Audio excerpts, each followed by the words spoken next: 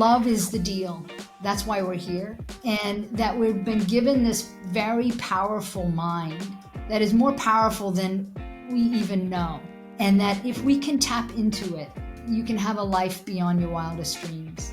But the life beyond your wildest dreams is one where unexpected things happen that delight, surprise you about yourself, about the depths of your being that you didn't know you had.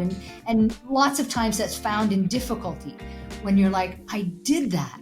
I came through. I was more than a person than I thought I could be. I mean, that's just a profound experience. And it begins with those simple practices of centering yourself, of being open, of looking for places to connect rather than places to be divisive, to look for more of that and less of the other. You know, we're here for such a short time. Over.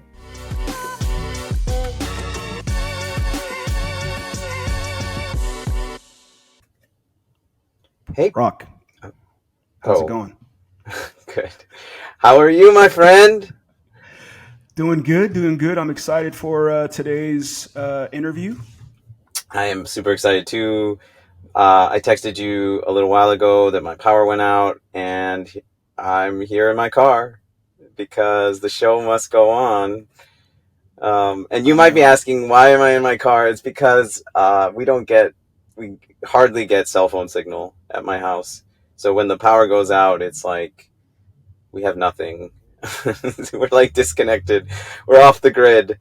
So I drove a little ways away, and I'm set up here in my car, but that's perfectly fine.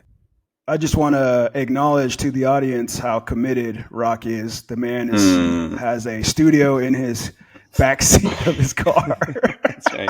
I had to move the child's booster seats away. But okay.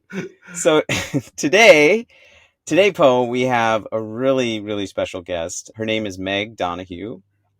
And I can't say enough about Meg and how amazing she is. She's a woman who has not only transformed her own life and the life of her family through the power of plants, but she's also made it her mission in life to help others do the same.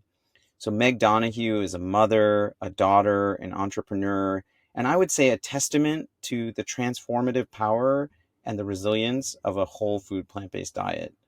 And because of that experience, which she'll talk to us about, she co-founded a plant-based company called MamaSezz. And it's a company that delivers hearty, delicious, ready-made plant-based meals right to your doorstep. And MamaSezz is more than just a meal delivery service. It's, I would say, a lifeline for those who are looking to reclaim their health. It's this beacon of hope for those that are lost in the sea of nutrition misinformation. And I would say a testament to the healing power of plants. So I'm excited she'll get into all that. And Meg is also now going to be embarking on a new journey, attending film school at NYU to become a better storyteller. And I think she's committed to spreading the message about the power of plant-based diet and healthy lifestyle. And she's using every tool at her disposal to do so.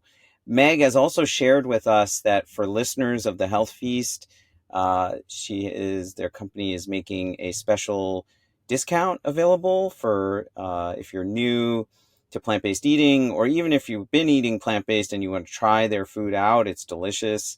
And we're going to be talking more about it. But you can use the code HEALTH25 to get $25 off your first order for listeners of the Health Feast. So without further ado, let's welcome Meg Donahue to the Health Feast. Hi, Meg. Hello. Welcome to the Health Feast. It's such you. A privilege, really honored to have you on our show, and super excited for the conversation today. Yeah, thank you for being here, Meg. I appreciate you being here with us at the Health Feast. And I'm looking forward to... I am really excited to talk with both of you, Dr. Rak and Po. I love what you're doing, and I can't wait to continue the conversation. First, I want to just share how you and I met. So Meg, as we've already shared in the introduction, is the co-founder of a whole food plant-based meal delivery service called MamaSezz. I would say it's a meal service, but it's so much more than that, and we'll get into that. And when I was transitioning to this way of eating and not really sure how to do it, that was one of the first services actually I used. And it gave me great ideas on how to make this food like convenient and easy. And so since that time, like 5 years ago, I've been on your email list, and you send out these incredible stories of transformations every week. And almost without fail, there is a new story of transformation of people who have literally transformed their life and their way of being from eating this way. And every week at the bottom, it says, do you have your own story to share? Email us at, and every week I see that and I'm like, oh yeah, I do have a story. Oh yeah, I do have a story. And finally, like a couple months ago, I was like, why don't you email them? And so I did. And I think you saw that somehow, right?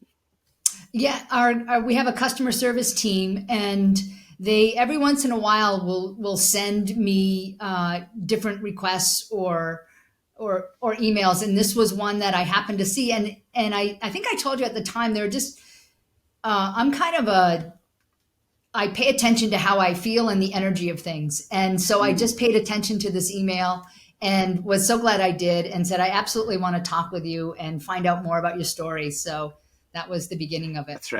That's right. So I got an email from you. At first, I didn't even realize it was you. I was like, oh, this must be somebody in their marketing department.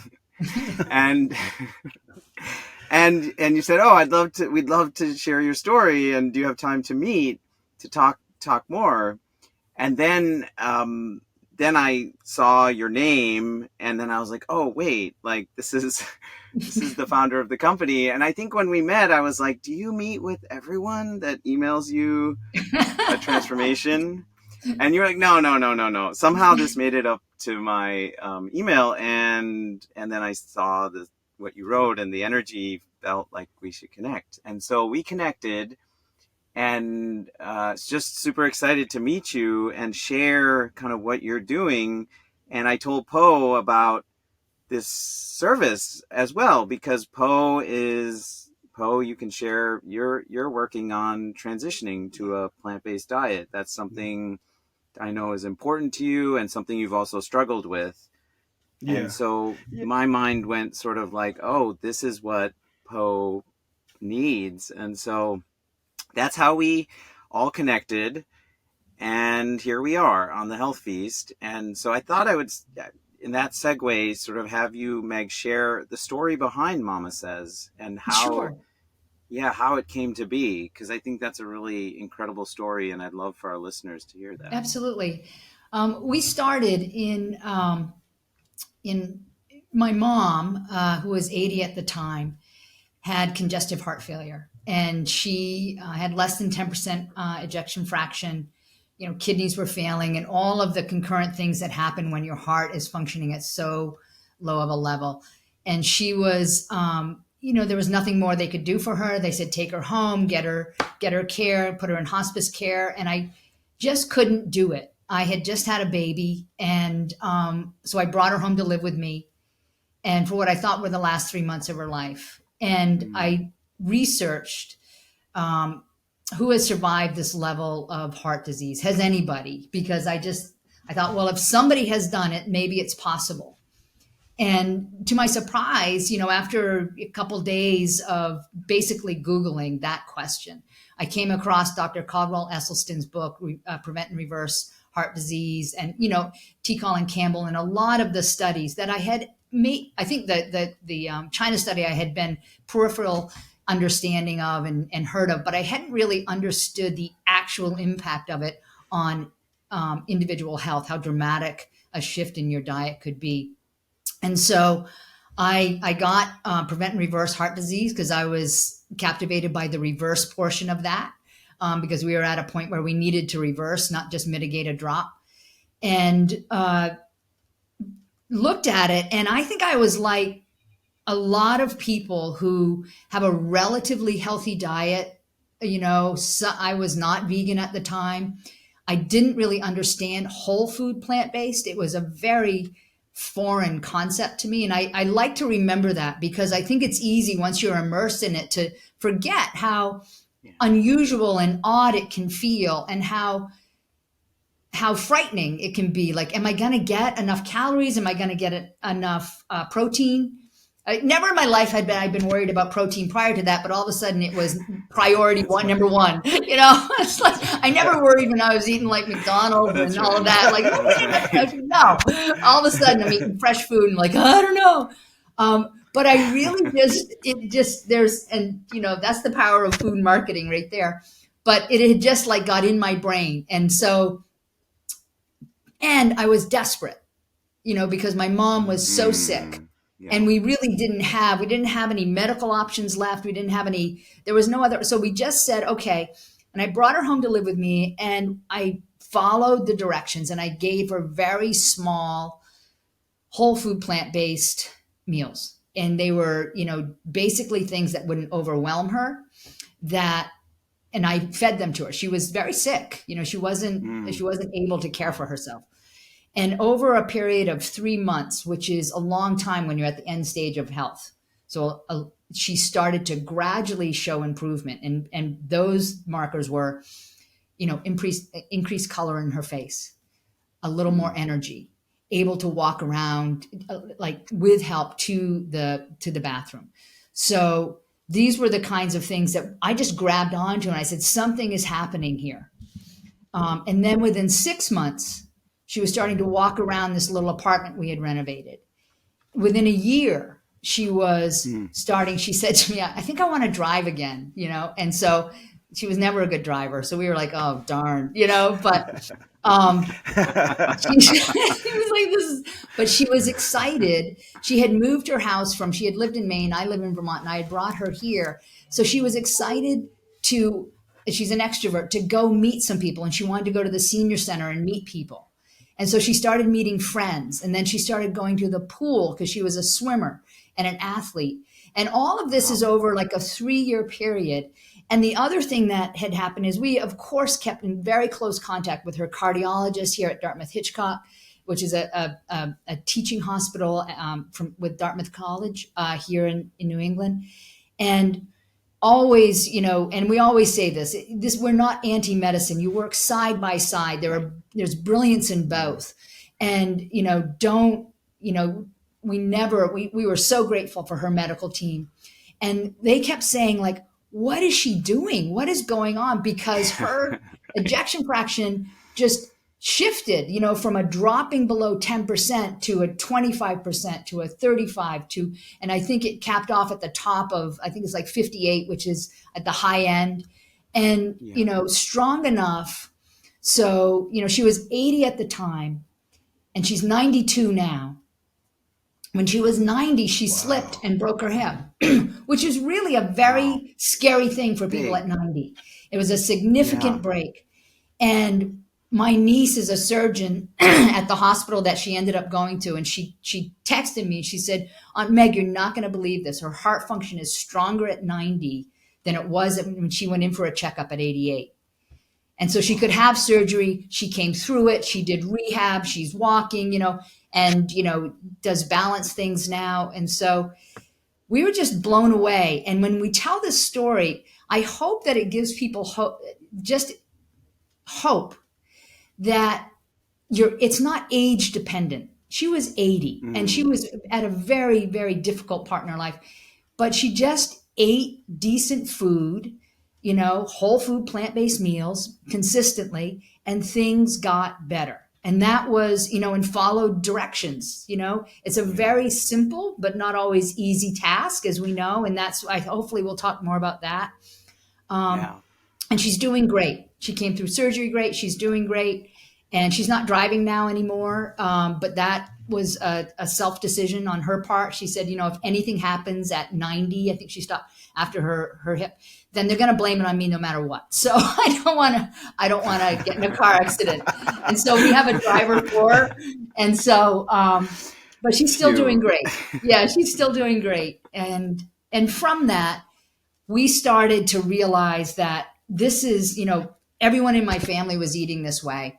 And we had different health things. Like I had arthritis from a lot of years of sports in my hips, and that went away. I had, the beginnings of macular degeneration in my eyes, which was just terrifying for me. And that, went away. And so there was these little things that when I say them out loud, they feel like, and you all have probably experienced this too, it feels like I'm telling stories. And, I remember telling friends and our banker when we had started the company, and she said, if I didn't know you, I would think these were just like out of the realm of possibility, but they're actually really true. And that's where our transformation stories come from.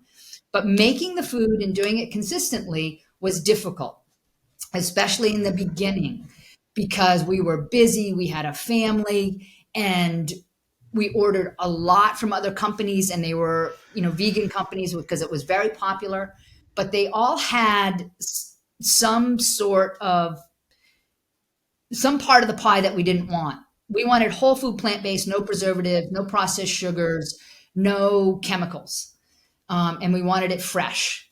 And what we were getting were things that had added sugars, added salt, added oil. And we don't have any oil or gluten either in our products.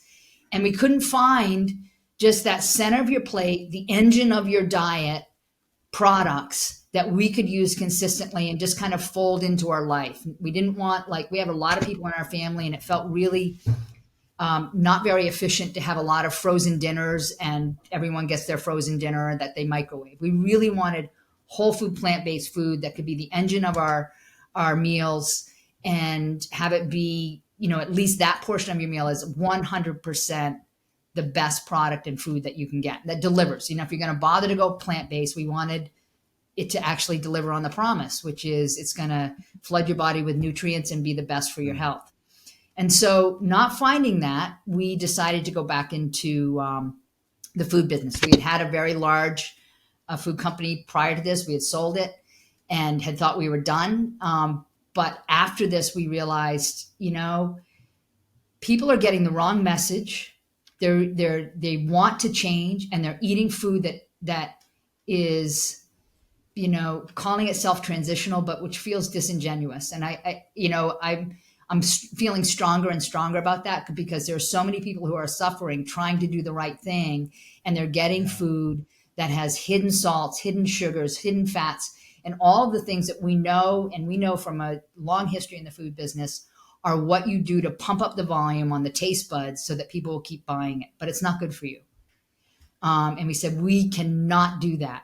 And that's how we started up again, knowing full well all of the difficulties of the food business. And I felt, called to do it. I know that sounds cliche, but I really felt like this was something that there was no downside to the business that we had. It was good for the planet. We know that. It's good for people. And we are fanatical about that. And, it's good for communities. It's good for the economy. It's great for the healthcare system. So all of those, yes, yes, yes. And we try to check all the boxes, from offering free recycling. We pay for you to send the stuff back to us, and we will recycle and reuse things, to being absolutely committed about the food that we offer and to our customers, and you'll see that in our emails, in the way that we relate to people.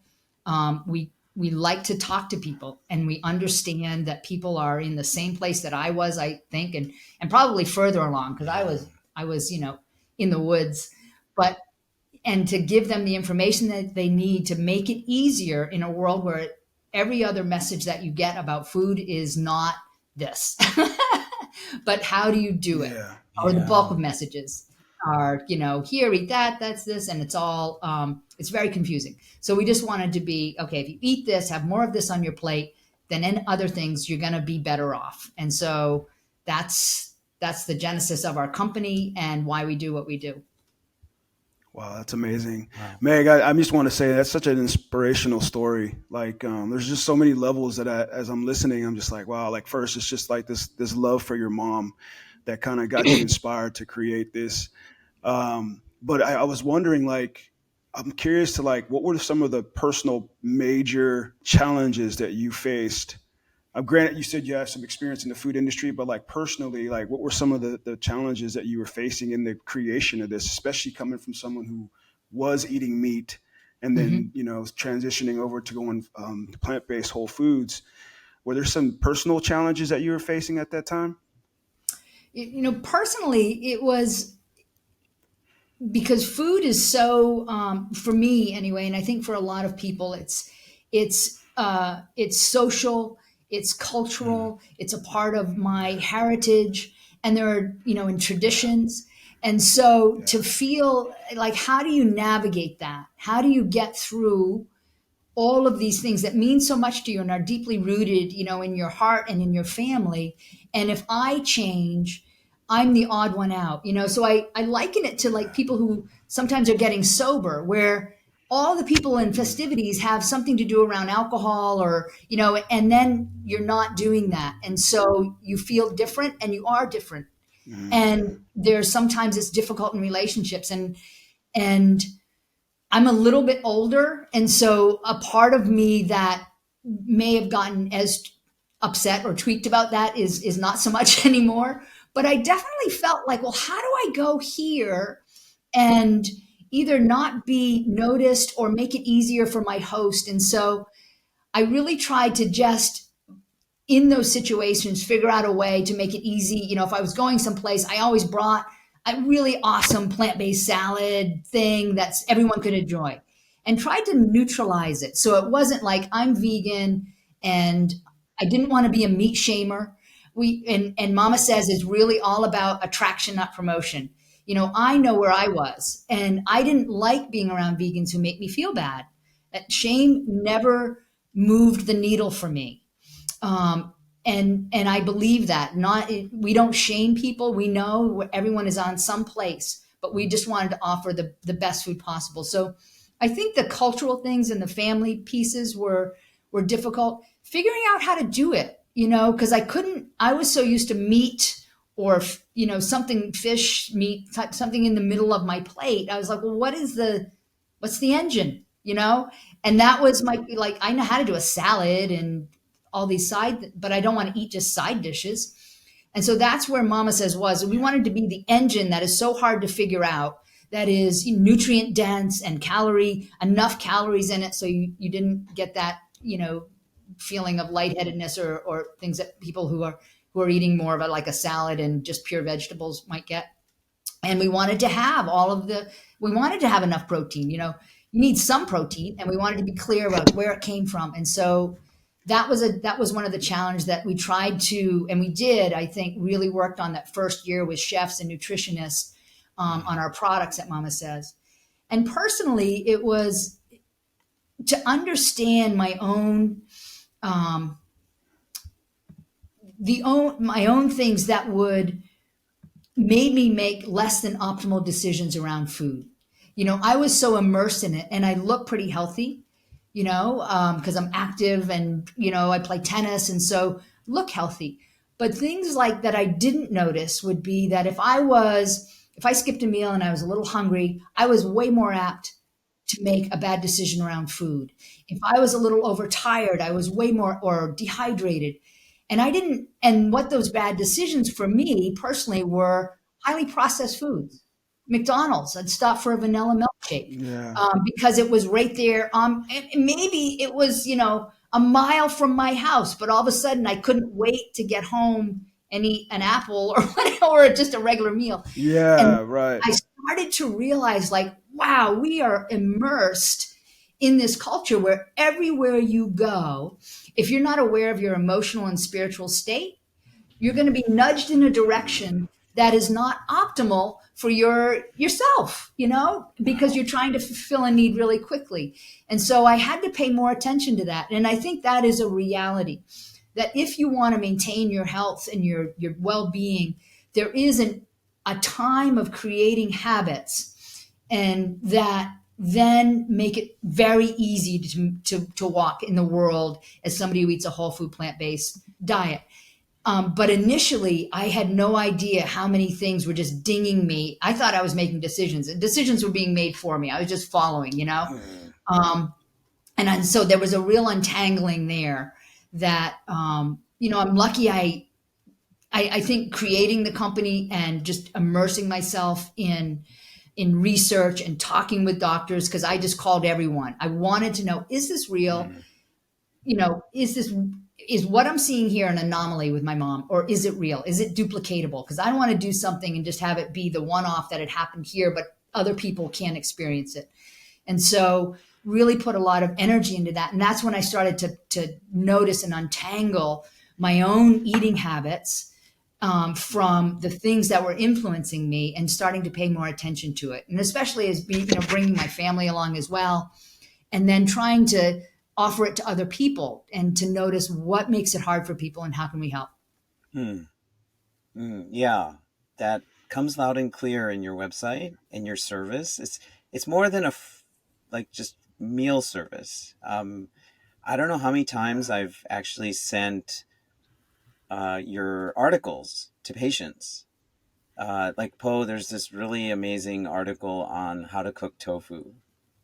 And I've sent that to, I had, in my old job, we used to have what called dot phrases, like little, like dot, and then a phrase to put a little like pre-written thing to the same person. So I had dot RJ, my initials, and then I had different phrases. And one of them was dot RJ tofu.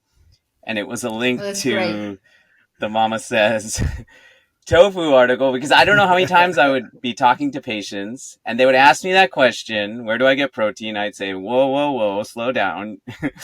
You don't need as much protein as you think. And there are amazing plant-based sources of protein. And tofu is such an excellent one. And then they would say, oh yeah, I've had that at restaurants, or, oh, I've never really made that, or, oh, I don't like it. And I was like, no, you like it. You just don't know how to make it. And so I would send them that article. And your website, I mean, you just by the day you come up with like blog posts and articles and resources to really support people. I was hoping you could talk more about that side of the mission of MamaSezz. It was really important when we it's started. not just about the food. Yeah, absolutely. We define ourselves as a lifestyle company as well. And we knew that we had to have, we spent a lot of our energy on articles and creating, emails that were valuable, because, everyone's inbox is junk full of things. But we wanted every time you opened our one of our emails to get something that was helpful and uplifting. And that required having great content. And so we had, initially a staff of writers that we worked with, and we just started, answering the questions that we had and that our customers had in the form of articles that were well researched and documented. You want them, if you're talking about anything to do with, medical things, you want them to have them cited with reputable people. And then we talked with a lot of people in the industry, from doctors to, healthcare professionals, and started interviewing them and getting information about, just the basics. And that's what we've continued to do it, from having, a really large recipe section, which would seem like it wouldn't really fit. If you're selling food, why would you sell recipes? But our food is one part of the end. You can do a lot of stuff with our food, but you're not only going to eat MamaSezz. You're going to want to eat a lot of things. And we wanted it to be this very full feeling, like there's an abundance here of things you can do. And it's not as hard as you think if you open your mind just a little bit. And, and to answer the questions. And we found, any question, like something as simple as the protein question, is to be able to answer it in, not just one or two ways, but 15 or 20 different angles to get to it, because that's how it comes in our mind. It's very sneaky. And so to be able to try and answer things from a lot of different perspectives is still one of our goals, and to give people easy tools so that, you can make a transition, because transitions are hard, or else everyone would do it. And it requires some planning. And so how do you help people get from A to B in any stage that they are? And that's what we wanted our website to be. And so we have a really extensive blog. It's deep content, and we have, an ever-growing recipe section, which is great, where we give the recipe, and then the nutritional value and all of those things on it, so people can get those questions answered. And we also wanted, for the lifestyle piece beyond the food, is just to, personally, I realize that food is one part of the equation to a healthy and joyful life.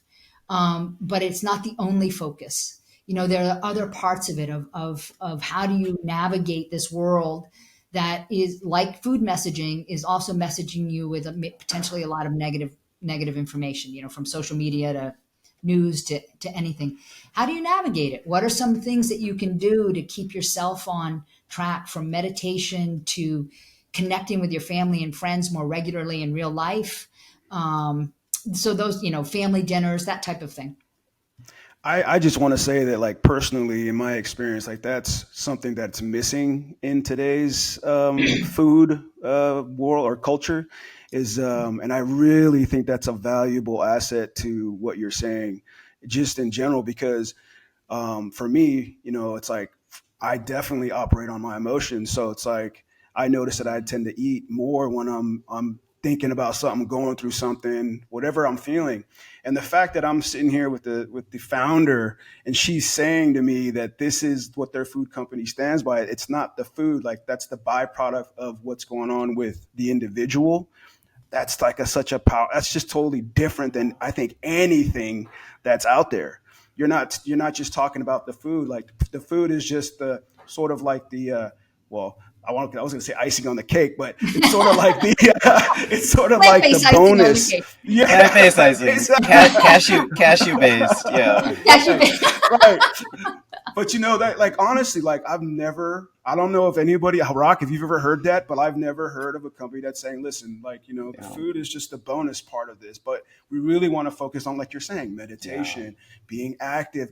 Like, that's like that's definitely, for me, as someone who is like, I'm a consumer and someone who's trying to, I like to buy things that mean things. And so, just hearing that this is a company that they really want to focus on, like, what's going on with the individual first, almost like you're meeting them where they're at. If they want to try the whole plant-based diet.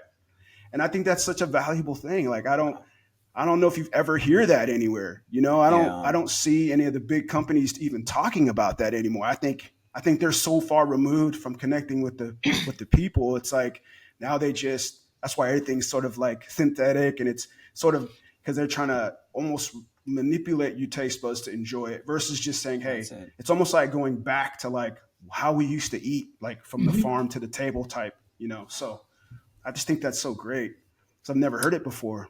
Thank you so much. And you said something really, which I think is kind of the spine that runs through MamaSezz and our ethos, is connection. And that we know that food is a very big part of connection for people, whether it be to themselves, their family, their emotions. And how do we encourage healthy, positive connection? And, the way that our food is made, the way that it's packaged and comes to you, is really developed out of that feeling of, we want people to share this. We want it to be an experience that is normal and easy and a part of, your life, whether, it be with friends or if you live alone, it's still an enjoyable and feels it. We wanted it to feel like your favorite plant-based aunt came to your house and brought this awesome meal and you're sharing it, or shared it with you or left it for you. Wow. And that's the feeling that we want. And that's, I think that's what makes it so special. Sorry, Meg. I just want to say that I think that's that experience of knowing that I just want to connect with the individual is what makes it different. Yeah. It's not like I'm trying to sell mass, because that becomes like, sort of convoluted. Like, you almost want to focus on what you were saying. It's like the connection with the individual is what is, it eventually is what's going to get the, kind of sell itself, so to speak. It's going to sell itself but just making sure that experience with one person's experience, eventually it will just grow to where everybody's going to enjoy it, right? That I think that's the goal, is that we wanted to be able to have, I guess, pun intended, organic growth. And we aren't venture capital backed. We decided to not do that. We wanted to make sure that we have investors, but we wanted to make sure that every investor is created equal.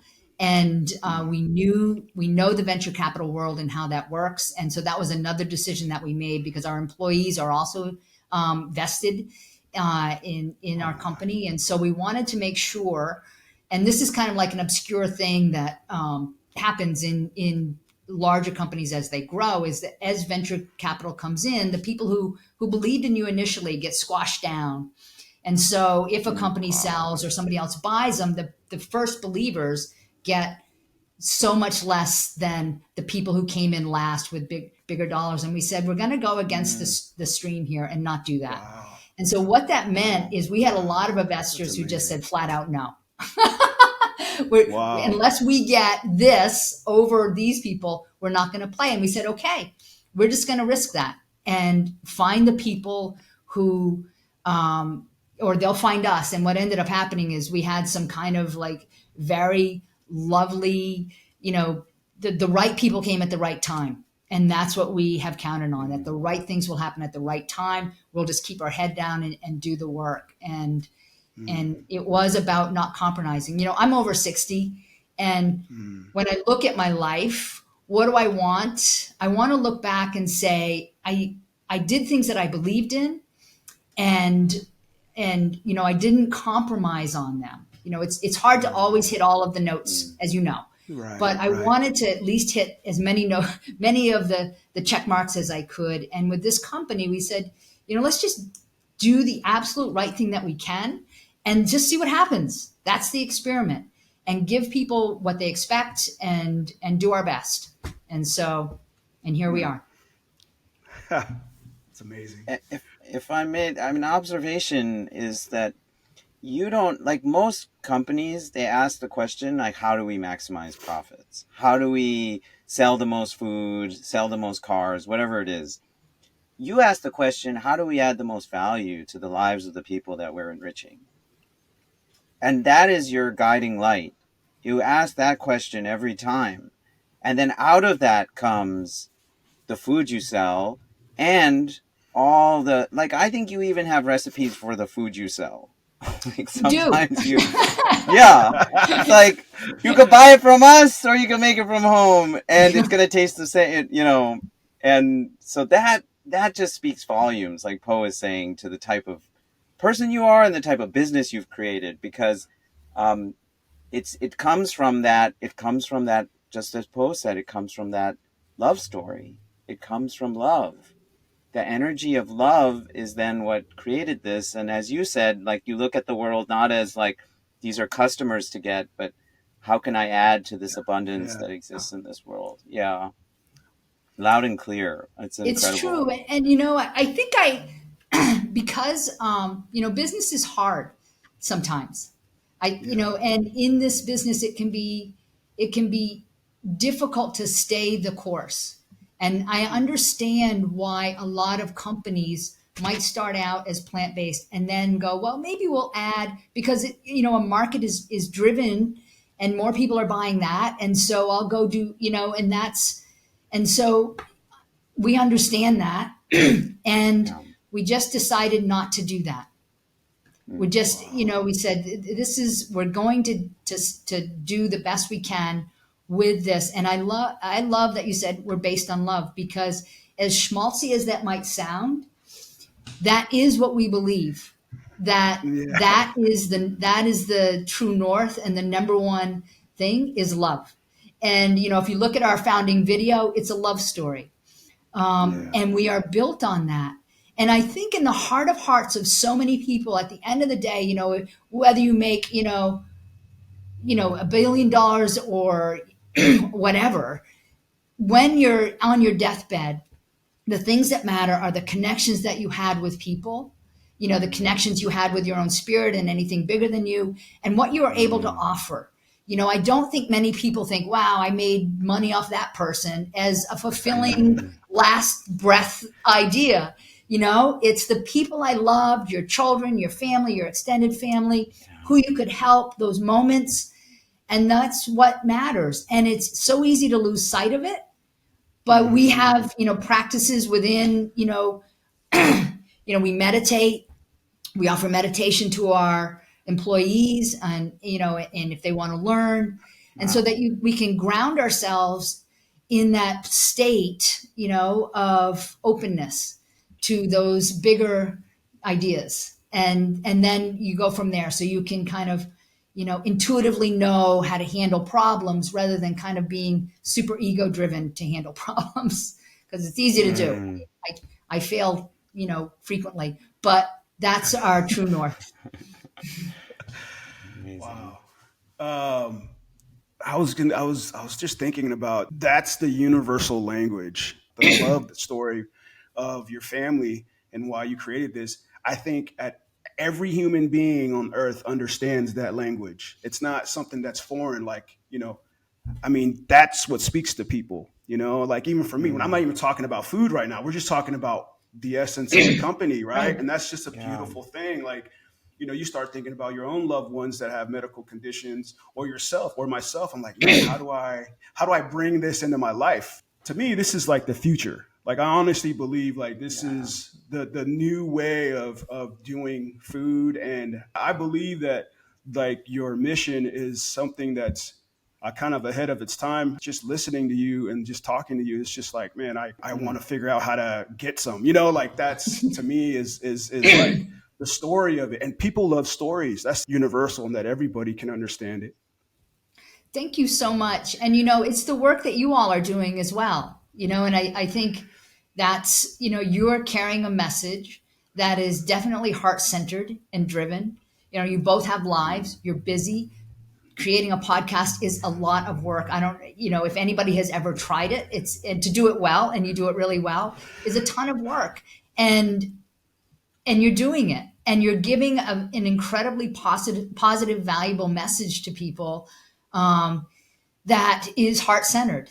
And that's, we're on the same wavelength there. It is so powerful. And I appreciate it. I mean, in preparation for this, I think I listened to most of, well, not all of, but a lot of your podcasts. And I thought, man, they're doing such great work. And you're believers. Thank and you're you. changing lives. Oh, well, I have to say this because it's true, is the health feast is the idea that healthy lifestyle it's a lot of people look at it as like a punishment, or they look at it as something, like you said, it's initially maybe hard when it's different. And we know it's actually your opportunity to feel good. It's your opportunity to live a fulfilling life. And it can feel indulgent. The food can feel indulgent. And so your food that you sell is a perfect example of that. It's not boring food. It is comfort food. And comfort food, but done in a way that actually nourishes your body.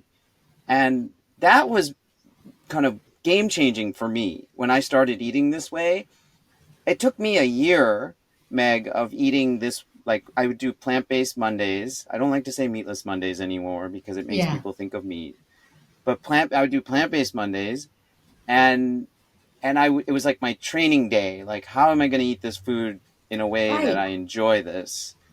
And it should be. And then I was like, oh, there's this, I can make ricotta out of tofu, and I can, all these things you can do. You can basically eat the same food, but just change the ingredients. Exactly. And that's what you do. And so I remember ordering a couple times your food, and I'd get this big bag of your lazy lasagna, and my kids would be like, it's like, oh, it's pasta with sauce and like a creamy sauce. Sure, give me some of that. And then I was like, oh yeah, I can. And then you put the recipes up on your website. Right. So it's like, I can make this kind of food. And that's how I look at my food now. I look at it as like, how can I, like on Saturday night, we had nachos, and, I made like soy curls. Like, I think you guys sell something very similar, but I crumbled it up and made like a taco meat. Oh, great. And then I made beans in the pressure cooker, and guacamole, and some like forks over knives cheese sauce. Nice. And pico de gallo. Right. And baked tostadas. And so I'm eating it, and it's like this tastes like nachos. Like, I don't have any difference in experience. Actually, it's better because I can go get seconds and I'm like, this is actually like going to improve my health if I Right. eat more of this. So anyway, I just had to point that out, is that your I food is a think, health that feast. is so important. It epitomizes the health feast. It is. And that's the where we come from. And the bar when I made the food is my brothers who were football playing guys. I said they have to like the food. They're not going to look at it and go, okay, where's dinner? This is a nice salad. I wanted it to be satisfying. And for myself, I love to eat. I love good food. I love sharing a meal. It's very sensual. It's, all of those things. And I didn't see myself. I don't think I could sustain a kind of sterilized, tense food situation. I just didn't want that. I didn't want to be like counting calories. I didn't want to be thinking about micronutrients on that level. It's like, I don't want a nutrition degree to eat food. I just want to have it there and enjoy it. And so how do you do that in this really confusing world? And that was a part of what we said, is like, we will just handle all that. And like you said, we make very, large portion comfort food, things you're familiar taste profile, and things that you can mix and match. So you can take our ginger strips and put it in with your own veggies or however you want to make it. But we're the engine, and we want it to be super enjoyable. Not like there's one whole food plant-based person in the house and nobody else will eat the food because it's bad or it's weird. Right. We wanted everyone to love it. Some people you can, and we've said, if you put our chili on your hot dog, that's a step forward. And we're not going to shame you about eating a hot dog. You just keep, add more and more of this, and the other will naturally drift away. That is what happens. You crowd the other stuff out, but, just put a lot of like whole food, plant-based, beautiful food on your plate and a little less of the other. And eventually it crowds out. Some people like to go all in, especially if they have a medical condition. But we really like to meet people where they are and support that this is abundant. There's so much food that you can eat that's just joyful and, delicious and exciting. And if you love to eat, which I do, then you can eat a lot of whole food, and that's another benefit. You can really fill your plate, right. Man. So, and I love that. Yeah, I love that too. I wanted to actually ask you a little bit more about stories and storytelling, because Sure. MamaSezz, like I mentioned in the start of this conversation, like you highlight the healing power of plants. I mean, there's how many stories have you? Probably hundreds at this point. Oh yeah, right? And yeah. how does that impact these the organization and the work that you all do? I imagine. Sure, it's foundational. As you know, our founding story is about transformation and the power of food and love to heal. And we are, unlike a lot of companies, we also produce our own, because we have a pretty large background in food production. And so we have our own facility where we produce our own food. And every week we have a team huddle. And at the huddle, we read a transformation story. And so that our team is grounded in why we do what we do. And we have a big sign that says, because it matters. And that, each product that we make is with that understanding. And, I believe that actually impacts, the energy that goes into the people who are making the food that goes into the food that is being made, impacts the food that you get. And so that's how granular we are about it. And I love stories. I think stories are what transform us, by giving us that nudge and that belief that it's possible, that maybe it could happen for me. And then maybe if I had some scaffolding around me to help me do it, I could really do this. And if you hear enough of them and you share enough of them, then more and more people can be positively impacted. So that's where the stories came from. I love that feeling of, the hero's journey. I was here, things were bad.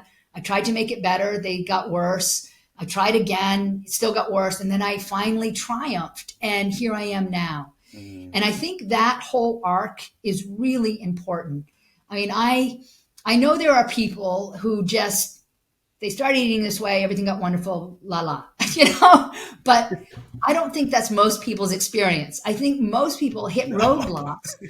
And if you don't talk honestly about the roadblocks, people feel like failures, when the roadblocks are just a part of the whole journey. And in fact, they're the norm, that they're gonna hit things. And if you can talk with other people who have hit things, who have failed, who have tried again, have failed, that's really the human journey that I've at least lived and experienced, and I think is most helpful. That this is how I did it, and that's the course that my life went, and that's where our stories came from. Is I wanted to tell the stories of that journey of, I had an inspiration or an incident that made me want to change. I tried to change, and this is how I did it. That tells the whole, the good, the bad, the ugly, and eventually the triumph. And there are little triumphs all along the way, and the ripple effect of that. We don't know 20 years from now what starting a whole food plant-based company called MamaSezz will mean. We don't know, and our other co-founder, my partner, Lisa Lorimer, had started a bread company back in the 80s, one of the first bread companies in the country to make organic bread. And at the time, it was squishy white bread on the shelves. And everyone said, you cannot make organic bread because you need to put in the preservatives and the chemicals, or else it will just go bad. And that was the challenge. And said, okay, we're going to take it. And, one of the first organic breads in the country, went on to be the, private label baker for Whole Foods and Trader Joe's. It's a great rags to riches story. And, started, her life was, she grew up, her mom was a single parent, dirt poor Vermont, poor like you wear your snowmobile suit to bed because you have no heat and it's cold. And very bright, thank goodness, very, very bright person. And went on, at 21, started what was a cookie company, worked for these people making cookies, realized people don't buy cookies daily, they buy bread daily. Let's make organic bread, and started selling at farmers markets, and then went into stores. And she went on to grow that into, she was the CEO, a multi-million-dollar company. But it was not without like all of these along the way, very difficult moments, like anybody's life, and tells a great story, and wrote a great book about it. A values-driven business, pretty much the good, how do you do it when it's hard to do, and what's the real story, and talk with all these entrepreneurs about the actual hero's journey of that, like the times you run out of cash, the times you're like so stressed you don't believe anymore. And what do you do? Where's the well that you pull from? And it's the same well that our customers pull from.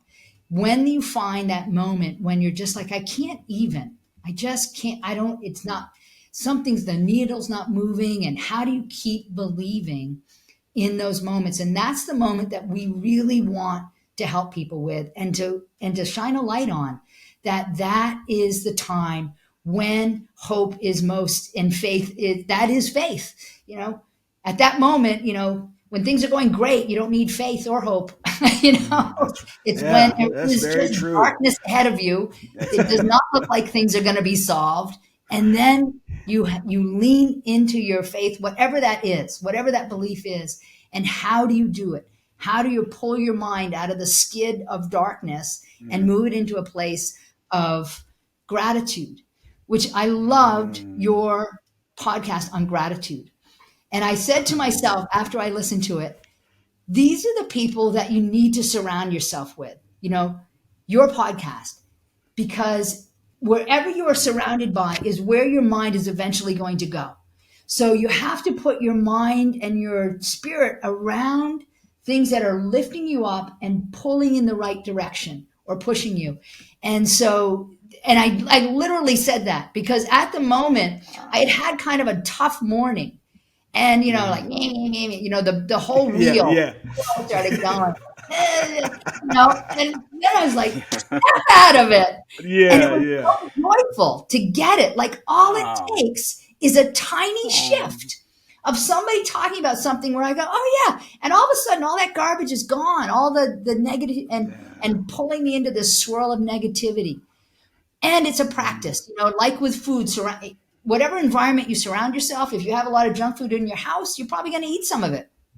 You have a lot of whole food, plant-based food in your house, you're going to eat more of that. You have a lot of information around you that's negative, you're going to feel bad. You have a lot like you all around you, you're going to feel better, and you're going to find that your body will crave the good. And that's what gets set up is the craving begins to shift from an addictive craving that brings you down. And you'll know if you're in the right zone by how you emotionally feel. So if you're around something that's pulling you down, it pulls you down really quick. But if you get around the uplifting, positive messaging and positive environment and surround yourself and really immerse yourself in that, then you're going to be lifted up. And so that's the work that you're doing that is so profound and important, impacted me, and brought me the gratitude piece. It's like, of course. And I know that it is central to everything that I do. I know that you have to give it away to keep it. You have to spread the message of love and extend yourself. And then it comes back tenfold. It's been proven over in my life so many times. And at that moment when it's dark, the darkest, we have a saying here at MamaSezz, you cannot quit when it's hard. When it's easy, when things are going well, then you can say, okay, I'm done. But you cannot quit when it's hard, because that's the moment where we're all tested. In any great story, it is not, it's the moment when people said, I'm going to keep going. This is hard. I don't feel like it. I don't even know. I can't even, but I'm not going to give up. I'm just going to, whatever that, digging your hands in and holding on long enough for things to shift. Just don't give up. Just don't give up. And, that's the only time I think that willpower is super useful, is in that moments, because it's not a big, strong muscle. It's a tiny muscle that is for those emergency moments. Yeah. And the rest of the time is planning. Set your life up in a place where you have not so much temptation, where you have good things around you, food, people, love, fill your mind as much as you can with good thoughts. My grandmother was just a beautiful person. And, her faith was fill your mind with goodness and extend goodness. And that will be your experience in the world, no matter what difficulties. And she had many. I write about it in one of our emails of she lost her son. I think it was World War I. He was lost in the desert for 2 years, my uncle. And they had said, unlikely that he's going to come home. And she had a phenomenal faith. And she talks about how, at night she couldn't sleep, and she would just lean into a belief that he was going to be okay, or that she and her family were going to be okay. So it's not like a certain outcome would happen, but that I would find peace. And 2 years into this journey, she got a knock on her door, and they were two military men, and I think they were in the Army, came to her door and to tell her they had found my Uncle Dan. And he was, and he came home, and he was one of the lucky ones who came home. And that's the type of story that I was immersed in and grew up in. But she had a very quiet way about it. She was all about attraction, not promotion. She just lived her life with that very strong faith. And, luckily it got passed down in some ways to my family. And that's a part of what we want to do, and what you're doing is you're going about your business with these beautiful messaging, and change the trajectory of my day, therefore my life, by the podcast that I listened to, and the realization that I had of start my day with this, and then the rest will unfold well. Wow. Thank you so much. I'm sitting here just like, I'm in awe over here just listening to that, because yes, I'm familiar with Joseph Campbell. That's the hero's journey. I feel like is very, in my own journey, it's been challenging, especially with the plant-based eating. It's, my house is not filled with just plant-based, because my wife, my family, that they don't, not all of them eat plant-based. But it's been a very difficult journey, and sometimes it is hard to, remember the journey. Like, the fact that you're talking about the hero's journey is almost, there's a sense of comfort that I will believe. It's like that faith comes in, like, I know it's going to work out. I just got to keep keep going. And your messaging Right. about don't quit when it's the toughest time. I mean, that's a powerful saying in itself, because when it is challenging and when you do feel like the room is dark, it's very hard to see the light in the darkness sometimes, especially on the health journey, for someone like myself, just having some health conditions and things that I need to change.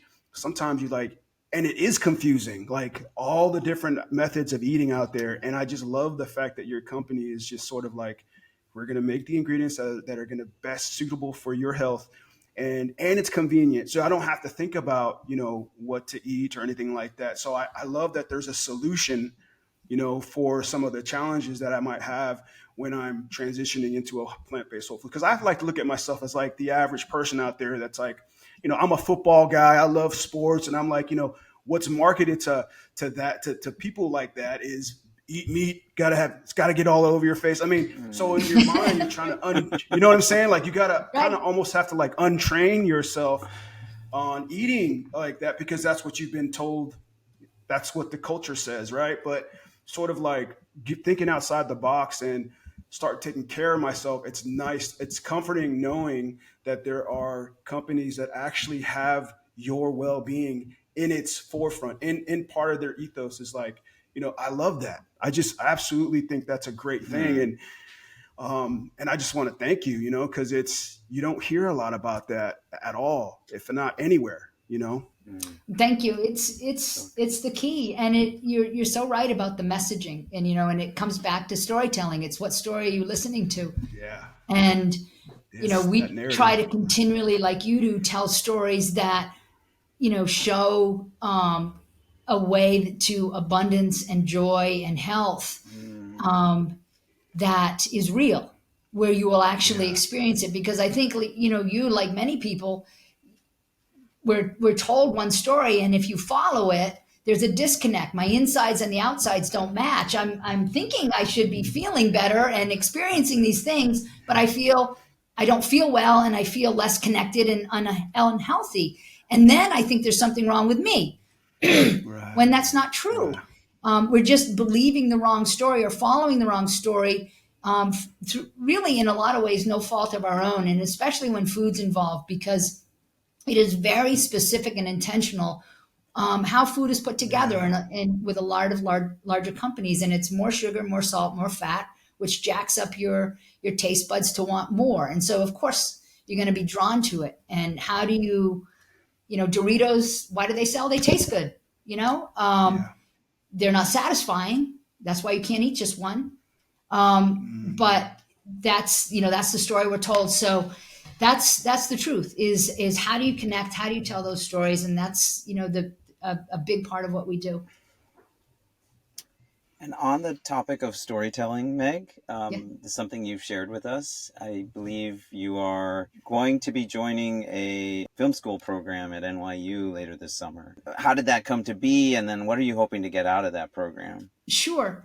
It came to be, I think that the underlying piece is a desire to tell a good story, because I think that lives are changed through story. And, but what really said, okay, now let's think about how you would document it with, through video, is a very good friend of mine. One of my best friends was in a very serious motorcycle accident when she was in her 60s. And again, that is a time when you think, and what happened is it was the last day. She was selling her motorcycle and she was going for one last ride. And she was on a back road in Maine. A young driver blew through a stop sign at a crossroads. And so my friend was coming down one way, and a driver just blew through a stop sign and just smash hit her. And broke, as you can imagine, 17 bones, including her neck. Her pelvis was shattered, knees, arms, skull. Luckily, she had a helmet on. And, just to give you a kind of visual for what this may have been like, I said, well, her name is Dulcie. I said, which means sweet in Latin. I said, Dulce, how what she'd talked with the driver years later. And I said, what did she say? Did she see you? What happened?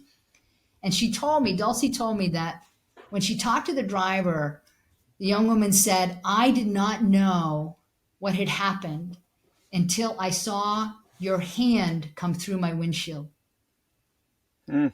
So that's the force of the impact for my friend. And in that time, when I heard about it, I was absolutely devastated. And, went up to I'm in Vermont. I went to Maine to be there at the hospital. It was a very long recovery. We were pretty sure, between a brain injury and that much damage to, anything that can help you move, broke back, everything. That this was going to be kind of pieced together and Humpty Dumpty experience. And to a degree it was, except for there were a lot of wonderful things that happened, the tiny miracles that happened in the midst of chaos. A friend of ours who was a very high sought after surgeon had just developed a procedure that could help piece together this pelvis with this new technology. He happened to be available. We called him. He got off a golf course and went there, and was her surgeon. She, over the next 2 or 3 years, learned to walk, learned to, speak, walk, talk, and which sounds like, well, this is good. Now we're going in the right direction. And, maybe insurance can help because obviously her life was decimated by this, but the young woman who hit her did not have insurance. So Dulcie said to me, she goes, I can't stop working. I have to keep working. She was a therapist, and she also runs these amazing wide open writing workshops where she had taken people all over the world, in Italy and Mexico and Spain and Iceland and Finland. And she said, I have to keep working. And I'm like, well, you might need to reconsider how that's going to work. And she said, no, I'm going to do it.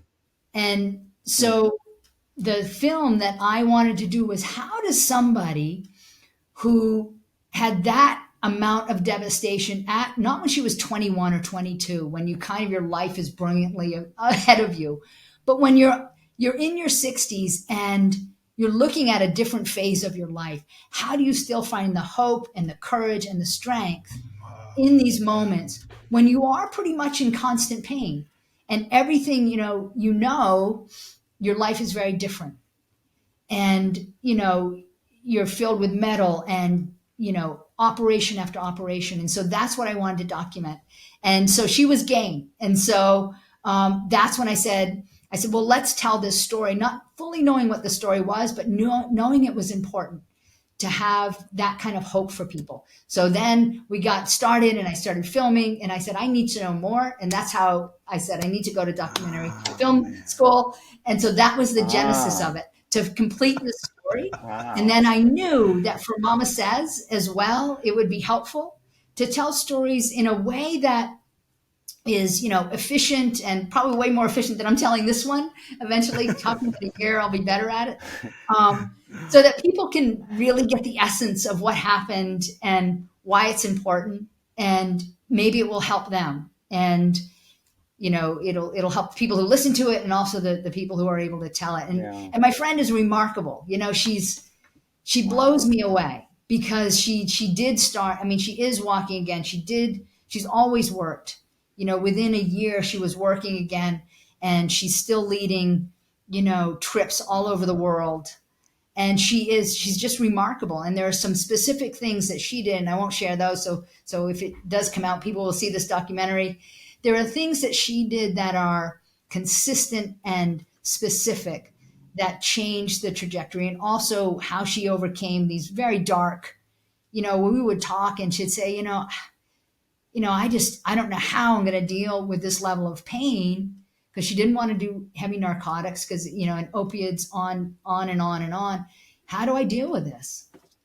Physical pain. How do I deal with it and still keep my spirits up and so that's really what it's about, is how do you deal with the tough stuff?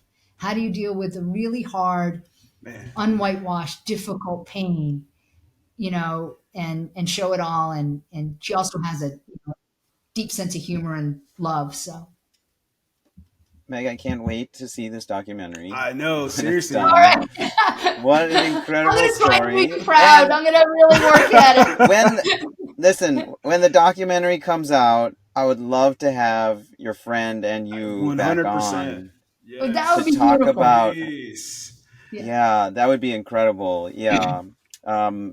So you start that later this summer. And I mean, again, it wasn't just sort of like, I have time on my hands. It was like, I want to, right? You're laughing because you have no time, but you were like, I want to do the most justice to this incredible story and this incredible individual. Why? Because this has the power to inspire so many other people. Right. And I want to tell it in the right way, and I want to show it and present it in a way that's going to reach people and make the most impact. That's incredible. That's really awesome. That's true. Actually, I got a question. So Sure. what's the biggest lessons and learnings that you've had since you started MamaSezz? Like, what was something that you can sit back and like say, oh man, this is what I didn't know going into it, but now I know.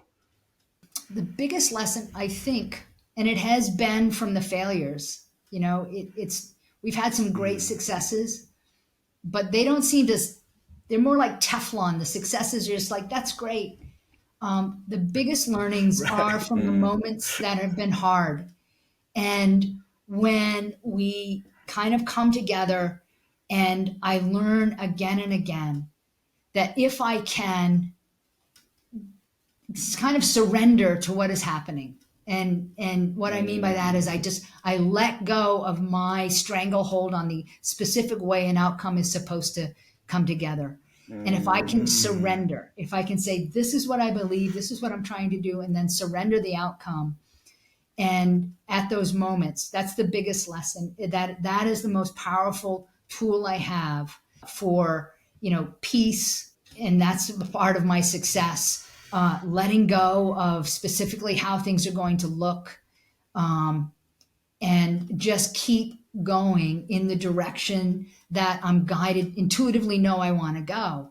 And to do that by taking care of the basics of, I do meditate daily. I do eat well. I do get enough sleep. I do make sure I have time for play and my friends and my family. And because those are things that feed everything else. It's all surrounded around that concept of just kind of like stay focused on what's most important to you, surrender the outcome to however it's going to do, but keep moving, keep don't do nothing, keep going. We work really hard and set yourself up to succeed, give yourself as much as you can so that the fruits of your labor can come together. Don't self-sabotage myself. And so that's probably the biggest thread of a lesson through all of this that I have. I just want to say thank you for sharing that, and thank you for a reminder. For myself, been dealing with some injuries that I didn't foresee, happening.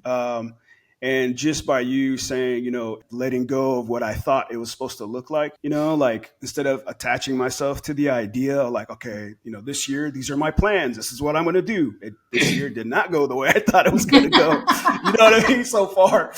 And just sort of like you said, you put it so great. It's just, that it's okay to just like stay on the path, keep the main thing, but it doesn't have to look the way that I thought it was supposed to look.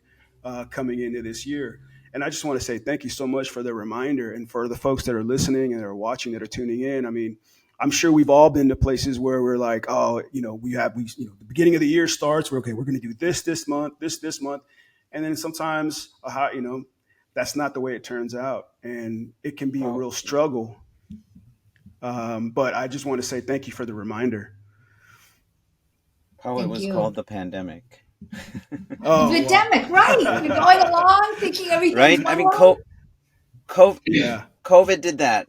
Yeah, COVID did that to everyone. Actually, speaking of the pandemic, because there's so much we didn't have control over, and I think the ones that struggled, my struggle was really at the beginning, especially like feeling like anxious and upset about a lot of things I didn't have control over.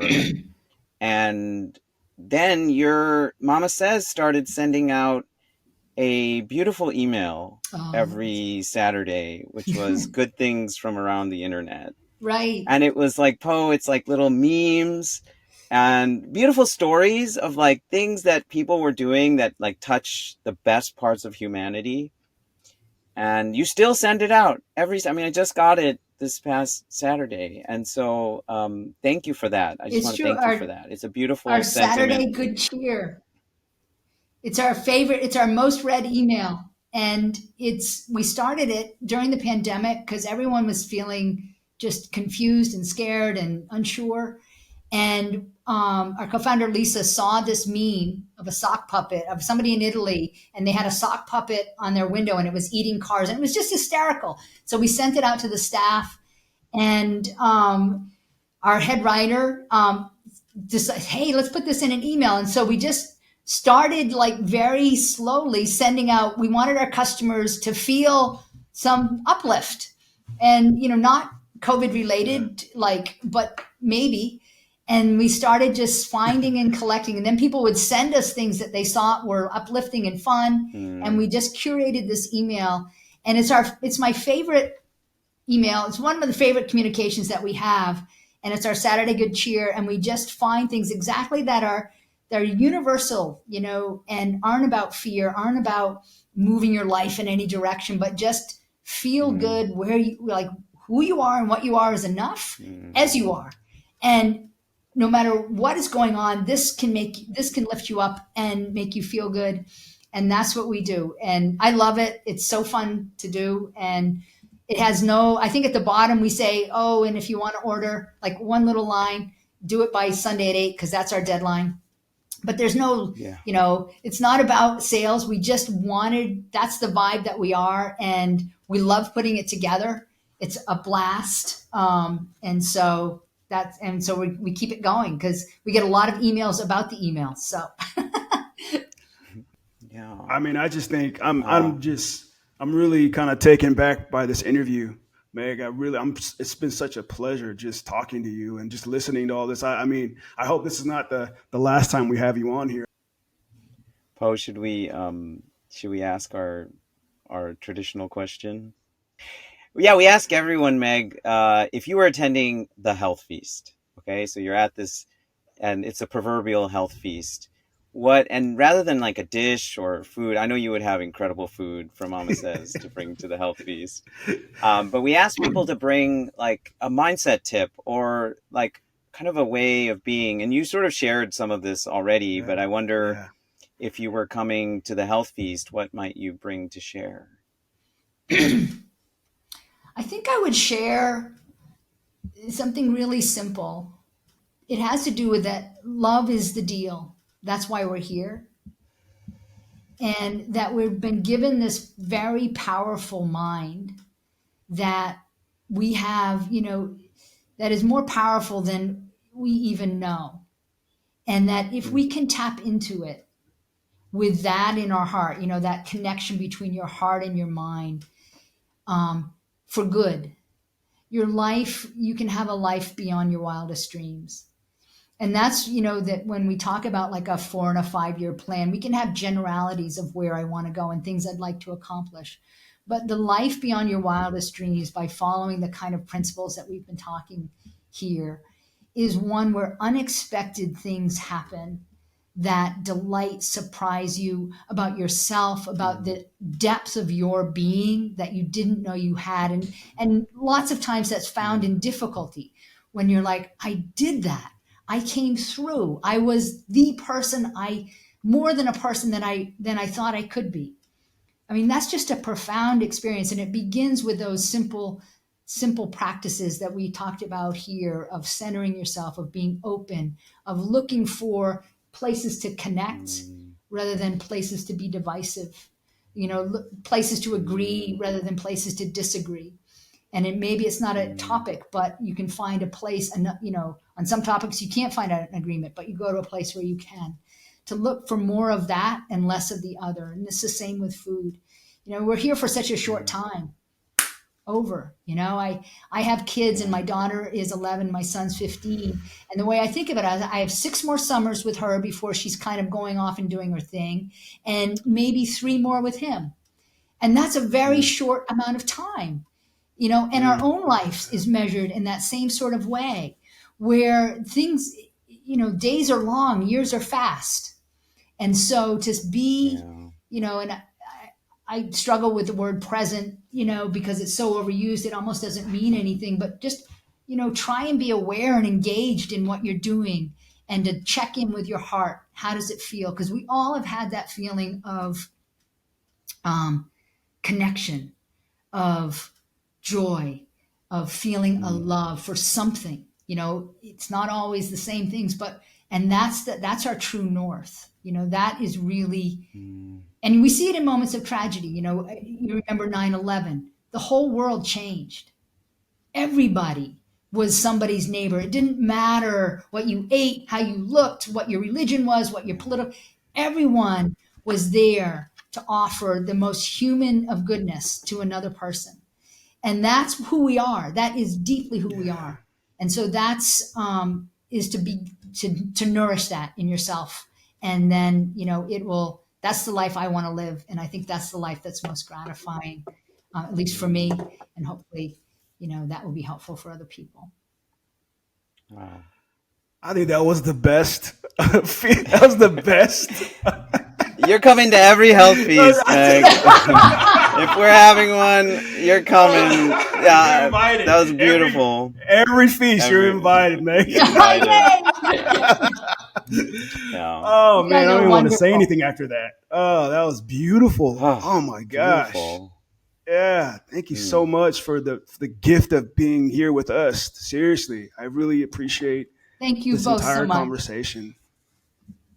Me too. And any way I can help, I have, any way that we can help you, we are more than willing to do. And we've talked about some other things that we can do. And I'm just so excited to know you both, and to, what's possible, and to move forward with our plans. I'm just delighted. Yeah, more to follow. Yeah, there's More to follow. More collaboration with the Health Feast and MamaSezz for sure. We are just delighted. This was a gift. Awesome. Just what Poe said. Really, this was a gift, and gift for us, and gift for all our listeners. And I just can't express enough gratitude, Meg, for having the time to have you on today, and for your ongoing support and partnership, and for being such a fan now of the show. I really love your appreciate show. that. Changed my life. Thank you. Oh, that's really beautiful. It's really cool. That really meant so much to me. That really meant a lot to us. It was a very aha moment, and I was just like, this is great. This is great. I love what you're doing. So, if listeners want to find out more about MamaSezz, they go to your website. It's MamaSezz.com. Yes. We'll put that in our show notes. And it's, like I said, you can order food, and you can find a heck of a lot of amazing information to help you on your transition to plant-based eating. And not just plant-based eating, all different facets of your lifestyle, to have really a truly meaningful and enriching life. And sign up for your email list so you can get, I think it's on Tuesdays you send out the transformation stories. Correct. On Saturdays you send out the Saturday good cheer. Yeah. And on Sunday we send out a kind of information, but you can pick and choose what you want to hear. Sundays is more articles, and kind of like how to deal with, like, 4th of July and what you might want to consider making. Oh, yeah, you had barbecuing that for kind 4th of thing. July. So we try and be relevant to, what date we're in, as well as information that can be helpful on Sundays. Well, awesome, man. Thank you so much for being here. Awesome. Man. Seriously. Absolutely. Thank you I just both. appreciate you. It's a real delight. All right, we will then we will see you all back here next time at the Health Feast. You can visit us at thehealthfeast.com. You can submit a question or a comment for Poe or me, and sign up for our email list, and we will see you back here next time. Thanks, everyone. Bye.